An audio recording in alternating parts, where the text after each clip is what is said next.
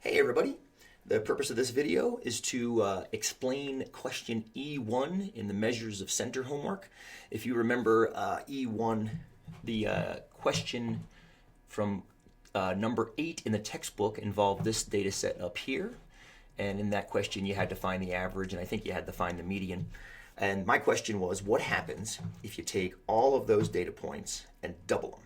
So what you're seeing down here is each of those data points doubled. So each of these data points times 2 puts you down here. And here's the resulting mean and median over here. And pretty easy to knock that out via your TI. Simply put all the numbers in L1, multiply them all by 2, re-put them in L1 or put them in L2, and then run one var stats. But what I kind of wanted you to see was kind of a graphical interpretation of that. So I dropped it into Excel. So you can see pretty clearly the average is doubled and the median is doubled. I kind of want to see why we can kind of buy that rather than just because it's doubled, because we're going to compare and contrast this in the next homework set with the standard deviation. So here, what you see down here is on the top, you see the data points in the double data set. They're not in this order, they're in numerical order according to this axis.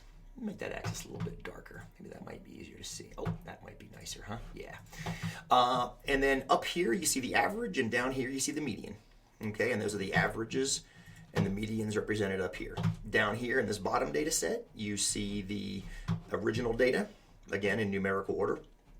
And then you see the average and the median down here. So let's just take a look at what's actually going on. When you double a number, you're essentially making it twice as far away as it was from 0. So here is the data point 0. And there's its doubled value. Since it was 0, you double 0, you don't get any further away because it's got 0 distance.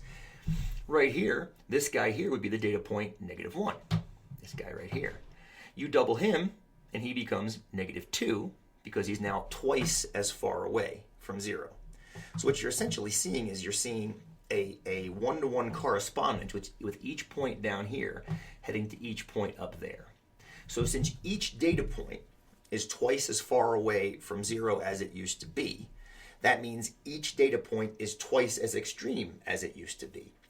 Well, if each data point is twice as extreme as it used to be, and we approach the idea of average as a fair share, we now must fair share twice as much stuff, if that makes sense. We now must fair share twice as much stuff because we've doubled all of the values that we originally had. Even though some are becoming more extreme in a negative, some are also becoming more extreme positively. Okay, so that's kind of a visual and also a logical walkthrough. What I set this sheet up to do, though, was to kind of even drive the point home even more, was I can change the multiplier. So I'm going to multiply not just by 2, but also by 3. Now watch what happens to both data sets. Now it looks like the blue one shifted down. Actually, what happened was the blue one stayed exactly where it was. The axis may have shifted. Watch that again. I'm going to change this back to 2. Watch the axis. Notice how the axis changed. So when I multiply it by 3, the green one actually is the one that's changing. Each of those data points are now 3 times what they used to be. 3 times as big, or 3 times as small, 3 times as extreme as they used to be. And notice when you do that, the average is tripled and the median is tripled. Pretty slick. Let's multiply it by 4. Again. Now it looks like both of them changed that time. Excel is auto-fitting the screen to contain all the data points. But again, the original data set has not moved. It's graphing these 10 data points plus that average plus that median. But what's happening to the green data sets, they're getting more variant. They're beginning to change. Your mean is now 7.7, which is roughly 4 times that. And then 6 is exactly 4 times 1.5. Now what I'm going to do to drive this point home, I'm going to drag this chart down.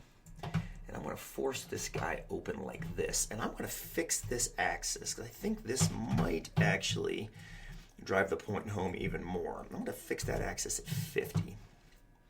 And the minimum maybe at -30. There we go. Now with a fixed axis, watch what happens as I change the multiplier. You're seeing what happens now. 3, 4, 5. The original data set staying exactly where it's supposed to be, where it always has been. The new data set and the averages and the medians changing correspondingly weighted with the original data set. And what's cool about this, with doing it this way, is you can also multiply it by a fractional value. Watch that green data set now. It collapsed all the way down. It collapsed because now it's the exact opposite. We now have half as much to share as we did before. And correspondingly, the old mean that was about 2, the new mean is about 1. The old median was 1.5, the new median is 0.75. Multiply it by a quarter, and they shrink down even more. Now they're a quarter of their values. And you can get really ridiculous with this. Pretty soon it's going to become very, very hard to see. But we can also fix the axis now, set it to auto, and let Excel kind of correct it for it. Boom. Now you can see the collapsed data set. Remember, these are the original data sets. I am not changing those values one bit. They are staying exactly the same. But the new data set, which is shrinking and rising accordingly, is reflected up here with the mean and the median. We'll do an algebraic explanation of this too in the next video, but I wanted you to see this explanation first, so I hope it helped.